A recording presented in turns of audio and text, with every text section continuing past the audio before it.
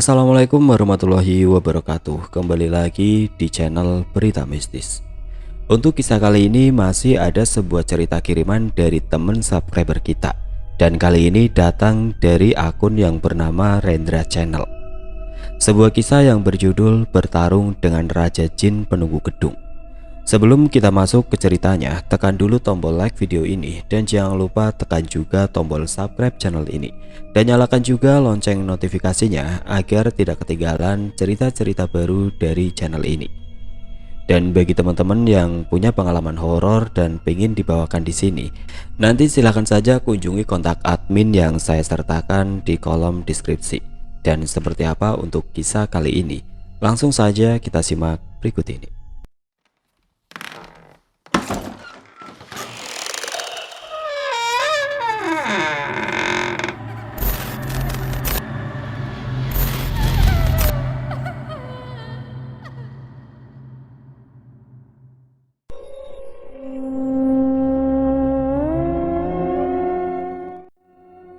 Ini kisah nyata yang saya alami di tahun 2016.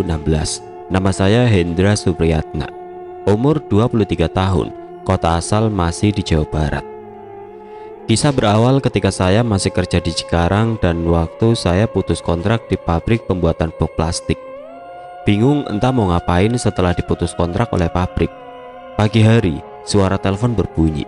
Ya, teman saya di Bandung menelpon bernama Andy dan nama panggilannya Bendot. Tapi aku sering manggilnya Pak Ben. Aku angkat telepon. Iya, halo Pak Ben. Ada di mana sekarang? Apa masih di Cikarang? Iya, masih di Cikarang. Kemarin baru putus kontrak. Sekarang sudah jadi pejabat pengangguran Jawa Barat. Sambil saya tertawa. Ya sudah, main ke Bandung, hitung-hitung refreshing. Kalau di Cikarang panas, penat. Apalagi kalau nganggur. Sambil tertawa meledek. Ya, dia Andy atau disebut Bendot, masih saudara, teman kecil di kampung, usianya lebih tua 4 tahun dari saya. Ya sudah, saya OTW, penat juga di sini, butuh refreshing. Oke, ditunggu di Bandung. Oke. Bereslah OTW. Ya, Andy atau disebut Bendot kerja di Bandung.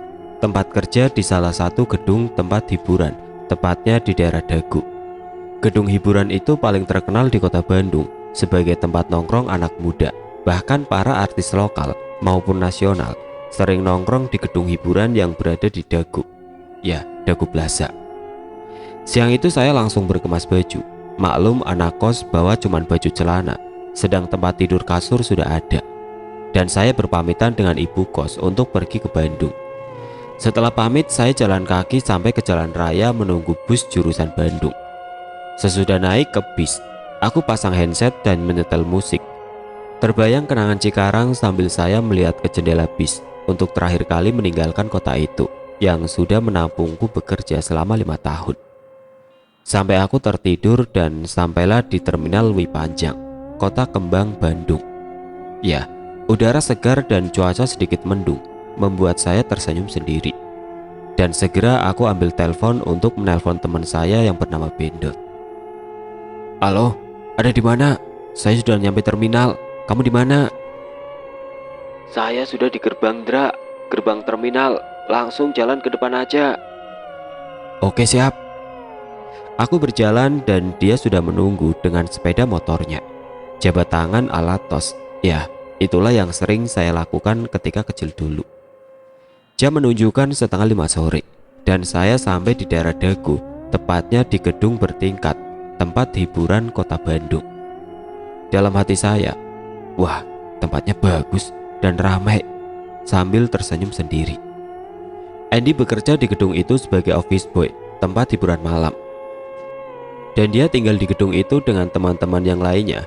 Gedung 7 lantai tempat hiburan malam, terkenal di kota Bandung di daerah Dagu. Lantai 5 adalah tempat kerjanya, sekaligus ada mes tempat tidur dia dan teman-temannya. Dan saya diantar Andy ke mes tempat tidur untuk istirahat ataupun mandi, lalu pamit pergi untuk kembali bekerja. Dan saya rebahan karena dinginnya kota Bandung di daerah Dagu, apalagi di gedung besar, tepatnya di lantai 5. Saking enaknya suasana, sampai saya tertidur pulas. Dan ada tangan yang menepuk kakiku. Prak prak prak. Kaget, langsung aku buka mata. Ya, Andy membangunkanku tepat pukul 10 malam. Tidur udah kayak kebo dari sore sampai jam 10 malam. Maklum, di Cikarang kerjanya udah kayak robot. Suasana Bandung enak, adem, betah tidur. Sambil ketawa dan kucek mata. Nih, makan dulu, ada nasi goreng. Kebetulan lapar, belum makan. Nuhun. Karena Andy bekerja sampai jam 10 malam, dia beres-beres mandi. Setelah itu kita ngobrol sambil merokok di pinggir jendela yang menghadap langsung ke pegunungan. Ya, terlihat gunung Tangkuban Perahu yang indah sambil seruput kopi. Kita ngobrol basa-basi. Tepat pukul setengah 1 malam, saya dikejutkan dengan suara dari arah toilet. Kuprak. Sesuatu seperti barang terjatuh dan aku melirik ke Andy. Apaan tuh? Suaranya keras kayak barang jatuh di toilet. Biasa, paling juga kucing. Udah yuk tidur, udah malam, badan juga pegel semua. Ya udah sok duluan, saya masih mau merokok dan memandang pemandangan di jendela. Setelah 10 menit aku melihat ke arah Andy, dia sudah tertidur. Bilang ke saya tidur kayak kebo. Lah itu udah ngorok aja, baru 10 menit. Gumamku dalam hati. Setelah bergumam, tiba-tiba ada suara barang terjatuh kembali di toilet. Prak. Apaan tuh? Dari tadi gubrak-gubrak mulu, gumamku. Penasaran, akhirnya aku ke toilet dan tidak ada benda jatuh di lantai toilet. Gak ada apa-apa, benda jatuh pun gak ada. Aku garuk kepala yang tidak gatal. Setelah aku keluar dari kamar mandi, wush, angin menembus kulit leher hingga merinding dari kaki sampai kepala. Wah, ini kenapa bulu kuduk merinding? Memang ada sedikit kelebihan di diri saya ataupun kekurangan. Sebutnya peka terhadap hal-hal gaib. Ya, tepat di belakangku, seperti ada sosok perempuan bau melati menusuk hidungku. Merinding masih menjalar di tubuhku. Aku coba untuk tidak melihat ke belakang dan lalu pergi langsung ke kamar. Baru sehari sudah nampakin aja, padahal lagi enak nokok, gumamku sambil menarik selimut. Ya, sudah kuduga. Aku paksakan tidur memejamkan mata, tetap tidak bisa tidur. Karena sudah tidur pula tadi bangun jam 10. Andy gak sendirian di mes. Ada 3 temannya yang lain, yaitu Herman, Bang John, dan Pak Ijo. Tepat pukul 2 malam, masih pikiranku terbayang sosok misterius yang sudah aku duga perempuan berbaju putih bau kembang melati. Dan seperti berdiri di depan pintu mes. Karena lampu mes mati, sedikit cahaya malam di jendela jadi agak samar. Astagfirullah, gumamku dalam hati. Bau khas kembang melati memenuhi ruangan mes. Perasaanku semakin kacau, merinding gak karuan. Ditambah Andy dan teman-temannya nyenyak dalam tidur. Tepat pukul 4 subuh, saya masih belum tidur. Walaupun menutup mata, tapi tidak tidur. Ya, perasaan kacau ditambah kalau sudah ada yang begini, saya susah tidur.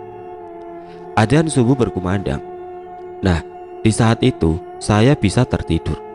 Pagi hari pukul 8 Andy membangunkan aku untuk sarapan dan kopi hitam kesukaan. Woi, bangun. Andy orangnya selalu bercanda. Duh, masih pagi, nanti ajalah tanggung. Tiba-tiba Andy membawa gelas panas isi kopi hitam tepat di hidungku. Ya, aku langsung buka mata. Dia tahu kalau sudah ada kopi hitam tercium di hidungku. Langsung aku semangat. Entah kenapa dari dulu emang seperti itu. Aku bangun dan pergi ke kamar mandi untuk cuci muka dan nongkrong bareng bersama teman-teman yang sudah duduk di samping jendela memandang pegunungan sambil menyeruput kopi. Tidak lupa aku langsung menyalami semuanya dan berkenalan dengan 3 teman Andy yang lain. Sambil asik ngobrol dan merokok, dan saya langsung berbisik ke Andy. Siapa tuh cewek semalam yang di toilet? Ucapku. Biasa itu Mandra, kamu kayak gak tahu aja hal begituan. Ya sedikit kaget juga sampai gak bisa tidur, pas azan baru bisa tidur. Mungkin mau kenalan, kan kamu agak sedikit ganteng dari kita semua. Sambil ketawa keras, dan diikuti ketawa teman-teman yang lain. Wah kampret lu, emang lu ya gak berubah dari kecil. Sambil saya ketawa. Andy dan teman-temannya masuk kerja pukul 10 pagi. Ini baru jam 8. Jadi setiap hari ya gini, ngopi nongkrong merokok. Karena mes dan tempat kerja hanya sekat satu tembok. Tepat pukul 10, Andy dan teman-temannya bekerja sebagai office boy di gedung lantai 5. Ya, ini tempat bar. Ya kalian pasti tahu bar tempatnya apa, minuman keras. Jam 11 saya keluar gedung sekedar jalan-jalan santai, menikmati kota Bandung yang dingin dan sejuk. Tidak terasa aku berkeliling jalan kaki hingga sampai ke gedung sate yang terkenal di kota Bandung. Saya duduk santai dan menikmati kota indah ini sambil aku hisap sebatang rokok. Sepuasnya aku di gedung sate dan kembali pulang ke gedung itu, tapi hanya di depan gedung dekat jalan raya. Sangat ramai pagi, siang, sampai malam di gedung itu, baik di dalam gedung maupun di luar. Malam pun tiba, tepat pukul 7 malam, saya menerima telepon dari Andy. "Woi, di mana?" "Di luar gedung, duduk santai sambil dengerin musik." "Kirain kemana? Kalau mau naik ke mes, naik aja, istirahat, kopi sudah ada tinggal seduh. Kalau mau bikin mie, ada di lemari, tinggal ambil aja."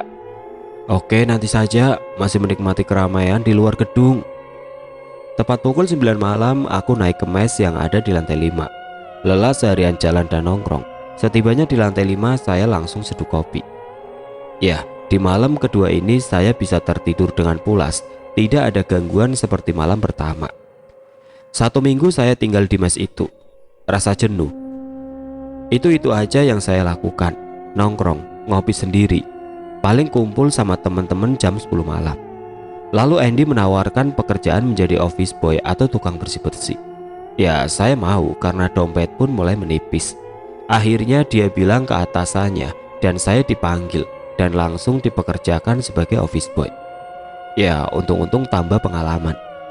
Gedung ini kalau pagi, siang, sore, dan malam selalu ramai.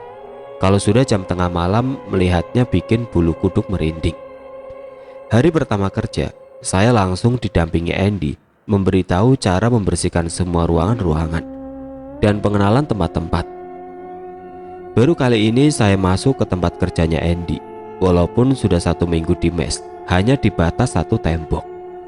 Terdapat sofa berjajar, ada tempat sauna dan kolam renang air panas dan dingin, dan berjajar minuman-minuman mahal di tempat bartender. Tugasku hanya membersihkan dan menyapu lantai, sementara yang lain mengantar minuman dan makanan ringan. Tepat sebelum maghrib saya masih membersihkan dan menyapu ke setiap ruangan. Ya, tepat di gudang gelap, tempat makanan dan minuman. Suasana berubah, aku coba untuk terus membersihkan dan tiba-tiba terdengar suara berdeham. Dalam hati siapa yang berdeham? Suaranya berat dan seperti berdeham kepada saya. Saya celingak-celinguk ke arah lain, tidak menemukan orang dan hanya saya sendiri. Dan saya mencium bau singkong rebus. Di tempat mewah gini ada juga ya singkong rebus, gumamku. Karena mencium bau, selesai membersihkan saya langsung ke Andy teman saya. Selain kentang goreng, ada juga ya singkong rebus di sini. Singkong matamu picek, yang ada di sini kentang goreng, sosis dan makanan lainnya. Gak ada singkong rebus. Emang tempat warkop? Sambil ketawa.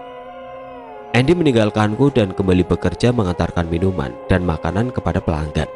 Dan waktu itu tepat pukul 8 malam. Saya coba melirik lagi ke arah gudang, sekelebat bayangan hitam melintas. Astagfirullah, gumamku dalam hati. Bayangan apa?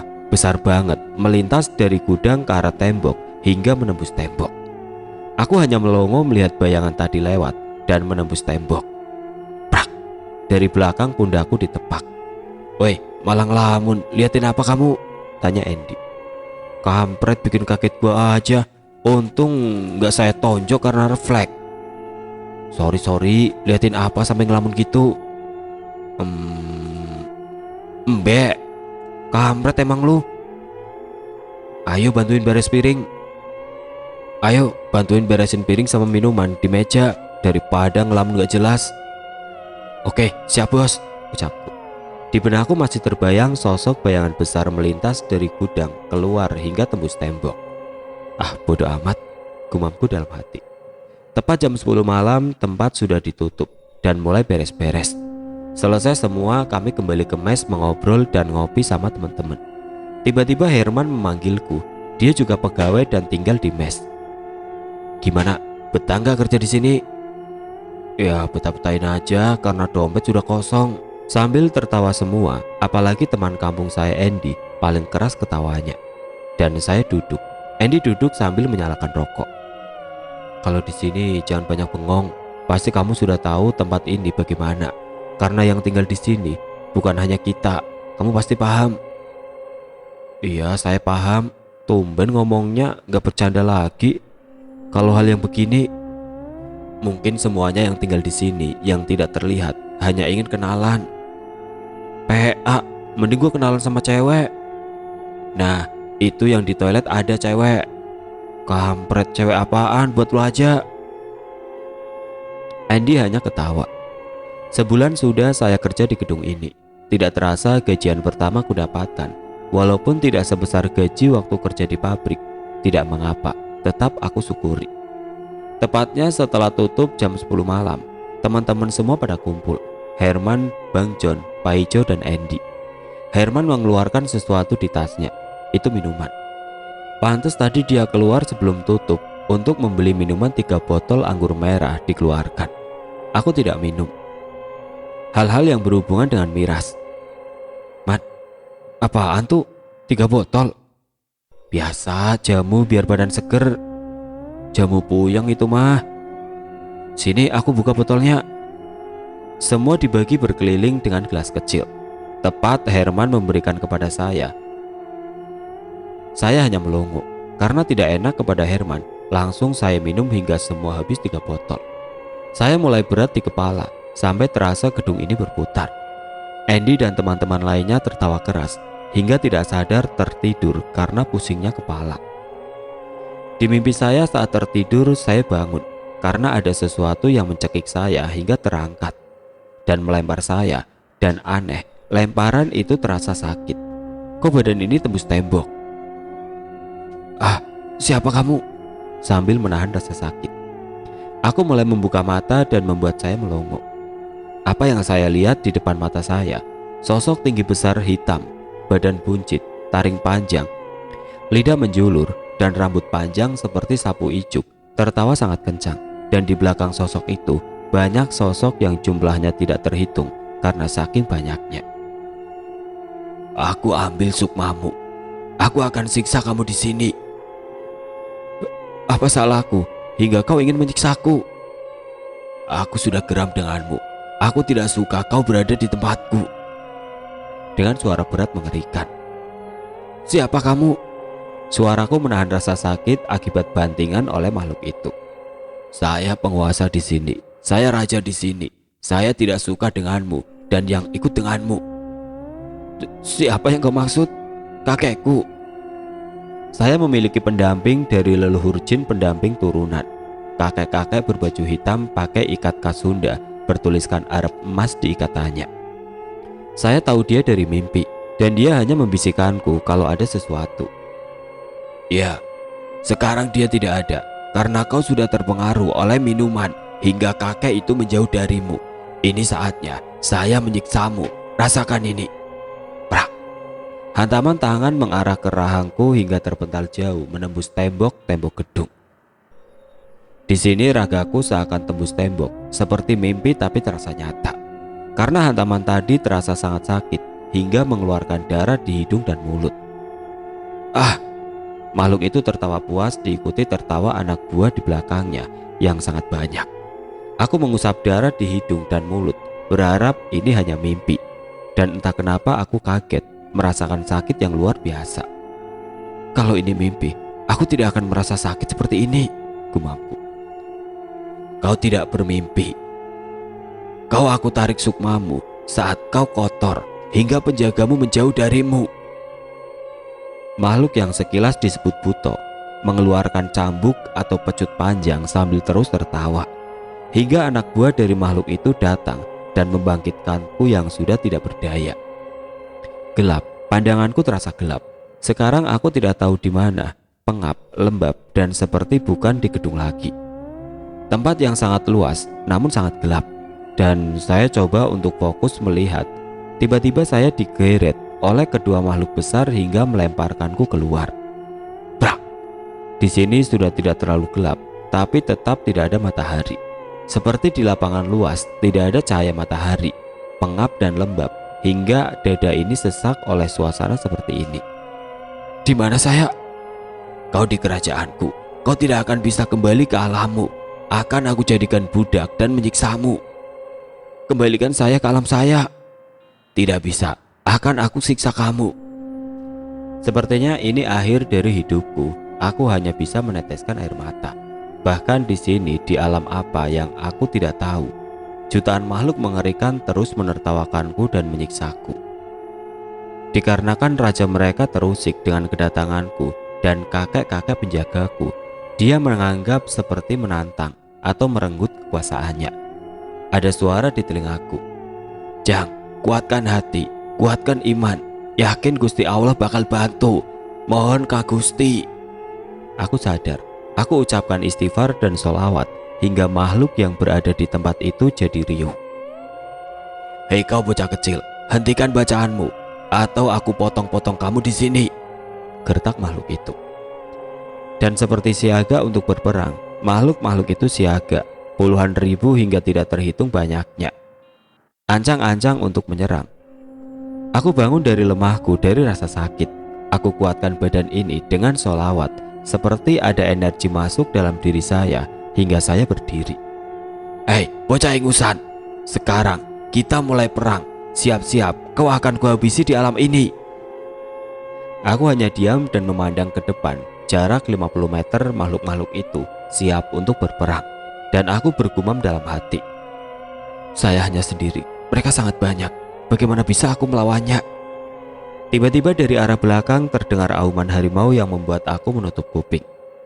Siapa lagi yang di belakang? Tenang Cuk, ini kakek jin pendamping leluhurmu dahulu. Harimau putih tanpa belang, putih bersih, datang dari arah belakang dan berdiri di sampingku. Saya melongo melihat besarnya harimau, 10 kali lipat dari harimau yang ada di alam manusia. Datang juga kau macan sialan. Kita bereskan persoalan kita dulu. Aku masih dendam denganmu. Saat kau dengan rajamu membabat tanah ini, aku menunggu sekian lama. Akhirnya, sekarang dendamku terwujud. Kakek punya masalah dengan para buta ini waktu dulu? Tanyaku.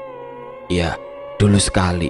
Saat masih di zaman kerajaan, saya dengan Prabu berperang melawan buta-buta ini karena sudah meresahkan rakyat dengan tumbal-tumbalnya dan dibantu para orang sakti atau dukun. Hingga saya dan pasukanku memukul mundur mereka. Rupanya, ingatanmu tidak pikun macan tua. Kita selesaikan dendam kita. Auman macan putih menggelegar sampai saya menutup telingaku dan disambut auman harimau lain dari arah belakang. Aku hanya melongo saat ribuan macan hitam, putih, belang, dan merah datang sangat banyak. Hingga perang pun tidak terelakkan. Lompatan harimau yang dari belakang membuatku terkejut, tepat melewati di atasku hingga sampai ke arah para buta dan terjadilah perang. Aku hanya diam melongo melihat pemandangan di luar logika akal manusia. Kamu diam di sini, berdoalah, minta kepada Yang Maha Kuasa agar diberikan kekuatan, biar kakek urusi mereka. Lompatan macan putih tepat mengarah kepada Raja Buta hingga saling adu kekuatan dan fisik. Perang dahsyat seakan ini hanya mimpi, membuat saya tidak bisa apa-apa. Sesuatu melesat dari belakang berwarna emas tepat mengenai leher Raja Buta. Psst. Sebuah kujang emas menusuk leher Buta hingga roh dan suara kesakitan menggelegar. Di belakang satu sosok kakek-kakek tua berbaju putih tersenyum. Sepertinya pusaka kujang itu milik kakek itu. Dan semua anak buah Buta itu mundur karena raja mereka terbunuh. Hingga pasukan maung berkumpul karena komando dari macan putih. Kakek itu pun datang menghampiri. Cuk, ayo pulang. Tos main-main nak, jangan terlalu lama di sini. Kakek siapa? Kakek hanya tersenyum dan harimau putih itu berubah menjadi wujud kakek-kakek berbaju hitam, ikat kepala hitam, duduk menghormati. Sementara ribuan harimau melesat dengan sangat cepat. Kakek itu memegang tangan saya dan pergi ke arah lingkaran cahaya putih. Kepalaku pusing. Mataku tidak kuat menatap cahaya itu dan mulai membuka mata. Sudah ada bantuan oksigen di mulutku. Ya, rumah sakit. Badan terasa lemas dan kepala pusing. Aku buka bantuan oksigen. Alhamdulillah ya Allah, masih diberi keselamatan. Di ruangan aku lirikan mata kanan kiri, sepi. Dan aku lihat di luar jendela, ada kakek dengan baju hitam ikat kepala hitam, hanya tersenyum. Dan tiba-tiba pintu terbuka. Ternyata temanku Andy masuk. Syukur sudah bangun, sudah sehari semalam tidak bangun. Lalu buru-buru aku dan teman-teman yang lain bawa kamu ke rumah sakit. Rumah sakit Hasan Sodikin Bandung. Ah, bercanda aja kamu, masa aku tidak bangun sehari semalam? Ih kampret, dibilangin malah ngeyel. Aku heran, padahal hanya sebentar melihat pertarungan itu. Dibilang mimpi ya mimpi, tapi terasa nyata. Kata dokter, efek dari minuman beralkohol mengakibatkan otak merespon lemah dan kondisi seperti koma. Iya, padahal kamu tahu kan, aku belum pernah minum begituan. Iya maaf Bray. Yang penting sudah sadar. Semua teman-teman di mes minta maaf kepada saya. Dan aku masih bengong tidak percaya semuanya tentang kejadian-kejadian itu. Si kampret diajak ngobrol malah bengong. Nanti saya ceritakan semuanya kalau badan sudah pulih dan fit lagi. Singkat cerita, saya keluar dari rumah sakit Hasan Sodikin Bandung, kembali ke mes dan kerja seperti biasa. Alhamdulillah tidak ada gangguan lagi. Singkat cerita, aku buka sosial media dan berkenalan dengan Ica, perempuan asal Kalimantan, kuliah di Universitas Padjadjaran Bandung. Awal kenalan di media sosial Facebook, kami sering chat dan tanya hingga pada suatu hari kita bertemu di Jalan Asia Afrika Bandung, dekat dengan alun-alun kota Bandung. Hari Minggu tepat jadwal liburku, aku siap-siap untuk bertemu perempuan asal Kalimantan itu. Buset, pagi-pagi begini sudah rapi sama wangi. Lo mau kemana? Adalah biasa anak muda, sambil ketawa kecil. Gua pinjem motor lu ya, nanti saya isi bensin full tank, sama saya beliin nasgor, oke bre? Si kampret lagi jatuh cinta kayaknya. Oke, isiin bensin aja yang penuh, si bos sambil hormat. Singkat cerita, aku bertemu di pinggir gedung Asia Afrika. Ica, perempuan berusia 22 tahun, berkulit putih, tidak terlalu tinggi, tapi kalian tahu gimana perempuan Kalimantan, memang cantik. Halo Cak, kamu di mananya? Saya sudah nyampe di Jalan Asia Afrika. Saya di dekat gedung samping jembatan pakai sweater hijau. Siap, saya langsung ke situ. Saya pakai kemeja biru. Dan kita pun bertemu. Dia melambaikan tangan dan aku juga. Ica, gadis 22 tahun imut. Awal cerita ngobrol dengan Ica tidak ada keanehan. Kita banyak ngobrol tentang hal kerjaan saya dan sekolah Ica. Dan tiba Ica melongo melihat ke samping kananku. Ada apa Cak? Kok lihat samping kanan saya? Tidak ada apa-apa kok. Saya bergumam. Apakah Ica melihat si kakek yang terus berada di samping kemanapun saya pergi? Gak mungkin. Ya malah gantian kamu yang bengong, sambil menepuk kakiku. Enggak kok. Ica, gadis asal Kalimantan yang bersekolah di Universitas Padjadjaran, ternyata memiliki kelebihan. Dia bisa melihat makhluk tidak kasat mata atau sering kita sebut indihome. Indigo. Lambat laun sering chat, Ica pun menceritakan semuanya tentang dirinya yang bisa melihat dan berkomunikasi dengan makhluk tidak kasat mata. Sementara saya hanya peka terhadap hal gaib, bisa merasakan, dan apabila aku fokuskan memejamkan mata, baru aku bisa tahu makhluk-makhluk itu. Singkat cerita, Ica pun ingin main ke tempat kerjaku. Setelah sampai, dia pun naik ke lantai 5, tepat di pukul 8 malam. Saya sudah di lantai 5, tepatnya duduk di sofa paling pojok. Cepat kesini, di sini ramai sekali. Bukan manusia, tapi makhluk-makhluk penghuni gedung. Oh ya, saya antarkan makanan dulu ke pelanggan. Nanti saya langsung ke situ. Lalu aku pun menghampiri Ica yang sudah lirik ke kanan dan ke kiri. Aku sudah hafal betul, pasti dia lihat penghuni di sini. Cak, larak lirik mulu, banyak ya di sini. Iya, terutama cewek baju putih dekat kolam air panas.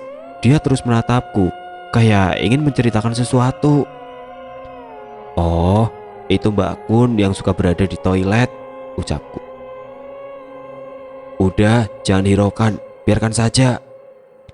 Selain fasilitas nongkrong, ada fasilitas kebugaran di tempatku, yaitu tempat sauna dan kolam air panas dan dingin, hanya disekat satu tembok. Tepat pukul 10 malam aku bergegas untuk mengantarkan Ica pulang, dan aku pun pamit ke teman-teman saya untuk pergi duluan. Ayo pulang, saya antarkan pakai motor. Oke, tapi dia terus mengikuti Indra dari belakang. Perempuan bergaun putih dengan wajah setengah hancur. Sudah, jangan dihiraukan. Tepat berada di basement bawah tempat parkir motor. Baru mau ke parkiran, tiba-tiba langkah Ica berhenti dengan pandangan yang kosong. Cak, ada apa kok berhenti? Ayo cepet, ini sudah malam. Sambil menarik tangannya. Tiba-tiba Ica tersenyum dan melotot ke arah kanan sambil tertawa khas Mbak Kun. Saya mulai memejamkan mata dan fokus. Ternyata di belakang Ica sudah berdiri sosok Mbak Kun. Lalu aku buka mata dan berbicara padanya dengan nada tinggi. Ternyata Ica kesurupan. Kamu pergi sebelum aku marah. Kembali kamu ke gedung atas, jangan ganggu teman saya. Sambil mataku melotot ke arah Ica yang kesurupan. Tiba-tiba Ica sadar dan menghela nafas panjang. Gila, itu Kunti terus mengikuti. Dia bilang ada sesuatu yang harus diceritakan kepada saya, Ndra. Ya sudah, jangan terlalu dihiraukan. Makhluk begitu kalau terus kamu ladenin, pasti terus menampakkan diri kepadamu, Cak. Aku nyalakan sepeda motor dan meninggalkan area basement. Di pertengahan jalan, Ica merasa ada yang mengikuti dari arah belakang. Ndra, sepertinya ada yang mengikuti dari arah belakang. Siapa, Cak? Coba kamu lirik ke belakang. Maklum, motor ini tidak ada spion motor. Motor jadul Honda Suprafit milik Andy teman saya. Ketika Ica menoleh ke belakang, tepat di belakang motorku, Ica menepuk pundakku. Ica melihat sosok kuntilanak gedung itu melayang mengikuti motor dengan jarak 20 meter. Dra, dia ngikutin terus, jaraknya 20 meter di belakang kita. Wah, gak beres itu Kunti sialan. Padahal tadi saya suruh naik lagi ke gedung di lantai 5. Lalu aku pun berhenti tepat berada di jalan raya yang sepi dan di samping kebun binatang Dagu. Dra, dia bilang dia sudah gak betah tinggal di sana. Dia ingin punya tempat tinggal baru. Sampaikan kepada dia, ini area kebun binatang, masih banyak pohon-pohon besar, tinggal di sana saja, ucapku. Lalu Ica kembali berkomunikasi. Kata dia nggak mau, di area kebun binatang terlalu penuh, tidak ada tempat di sini katanya. Sial, dasar Kunti nyusahin, gumamku dalam hati. Dia mau ikut dengan saya ke kosan, ada yang mau diceritakan. Terserah kamu aja. Yang penting bilang ke dia kalau nampakin depan mukamu, Cak. Rubah wajahnya yang hancur itu. Iya, dia hanya mengangguk. Ayo jalan lagi, udah malam. Mana sepi banget ini jalan raya. Di telinga aku dengar tertawa kakek-kakek sangat puas, ucapku dalam batin. Si kakek malah ngetawain, bukannya usir itu makhluk nyusahin. Dia hanya ingin cerita ke si Enek. Kalau dia sudah cerita, dia juga akan pergi sendiri, ucap kakek di telingaku. Semenjak kejadian Sukmaku pergi ke alam lain, kini aku lebih peka mendengar kakek jin leluhurku terus memberikan motivasi ataupun sekedar informasi kalau ada hal-hal jahat yang akan menyerangku. Singkat cerita, aku pun sampai di kosan Ica. Dia mengucapkan terima kasih dan masalah wanita gaun putih biar dia urus sendiri, sambil mau dengar apa yang akan diceritakan. Cak, aku pulang dulu ya. Hati-hati, kalau Kunti itu merubah bentuk wajah hancur lagi, bilangin ke dia, si kakek akan menamparnya. Sambil aku tertawa sedikit. Iya, dia bilang juga begitu tadi. Ya sudah, saya masuk dulu ya. Sepeda motor aku nyalakan dan kembali ke tempat kerjaku. Sesampainya di mes, aku rebahan. Terdengar suara kakek di telingaku. Sebaiknya kamu keluar di tempat kerja ini, karena selama kamu kerja di sini, kamu jauh dari Maha Kuasa. Sholatmu tidak pernah jalan lagi. Lebih baik tinggal di kampung dulu. Suara itu terus seperti berubah. Ya, si kakek dengan nada tinggi menegurku karena dia juga jin muslim. Sesama muslim harus saling mengingatkan. Itu terserah, kembali lagi kepada kamu. Iya kek, sudah hampir setahun aku kerja di sini. Saya merasa jauh dengan Yang Maha Kuasa. Terima kasih kakek mengingatkanku. Ya sudah, sana tidur. Kakek tidak betah di tempat ini. Wiss. Angin menerpa arah keluar jendela. Ya, itu kakek jin muslim jelmaan harimau putih. Aku pun melamun. Ya, seperti jauh dengan sholat semenjak kerja di sini. Pagi hari yang cerah aku bangun dan melihat teman saya Andy sudah duduk dan merokok. Ndra sudah bangun? Ini kopi baru aku seduh. Saya mengucek mataku dan langsung ke kamar mandi. Selesai dari kamar mandi, aku duduk. Aku seruput kopi di hadapan Andy dan mengambil sebatang rokok. Silakan bos, ambil saja, sambil ketawa. Sialan, saya kayaknya mau resign di tempat kerja ini. Sudah kamu pikirkan matang-matang? Iya sudah, saya akan kembali ke kampung. Kota kecil yang berbatasan dengan kota Subang Indramayu, Kecamatan Hargelis. Andy hanya mengangguk dan bilang kamu harus ketemu sama bos langsung kalau mau resign. Singkat cerita, aku sudah resign dan kembali ke kampung. Alhamdulillah setibanya di kampung, aku lebih banyak ke musola samping rumahku. Perjalananku tidak sampai di sini. Ini baru awal perjalanan spiritual setelah saya bertemu Pak Ustadz Udin dan gurunya Pak Ustadz, yaitu Pak Yanto. Ketika telah melaksanakan sholat isya, Pak Yanto adalah guru dari Ustadz Udin. Dia banyak cerita tentang ilmu pengobatan ruqyah dan batin. Ilmu yang bermanfaat untuk membantu orang lain tanpa pamrih dan meluruskan orang-orang yang bersekutu dengan iblis. Oke teman-teman, sampai di sini dulu ceritanya. Nantikan kelanjutan kisah ini di video berikutnya. Agar tidak ketinggalan, klik tombol subscribe channel ini dan nyalakan lonceng notifikasinya. Wassalamualaikum warahmatullahi wabarakatuh.